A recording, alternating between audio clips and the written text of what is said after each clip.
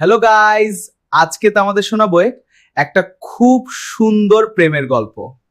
नालागोला school की लाल ईंटों वाली इमारत और खेल का मैदान आज भी असित सरकार की यादों में ताजा है। टिफिन की घंटी बजते ही शोर मच जाता था और उसी भीड़ में असित की नजरें चंचल तुलिका को ढूंढती थीं। गणित की क्लास में तुलिका ने असित की नोटबुक पर एक छोटा सा फूल बना दिया। ढलते सूरज के नीचे तुलिका ने पूछा, क्या हम हमेशा ऐसे ही रहेंगे? असित ने जवाब दिया, मैं तुम्हारे बिना भविष्य की कल्पना नहीं कर सकता। फिर कॉलेज की भागदौड़ शुरू हुई।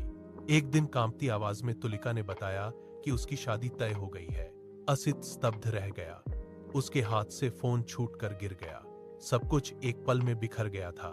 शादी के दिन उनकी नजरें मिली, एक अनकही विदाई। असित ने आखिरी मैसेज भेजा, हमेशा खुश रहना। आज भी उस मैदान में उसे तुलिका की हंसी सुनाई देती है। कुछ प्रेम कहानियां सिर्फ यादों में अमर होने के लिए होती हैं। এরকম ভালো ভালো গল্প শোনার জন্য আমার পেজটাকে ফলো করে দিও।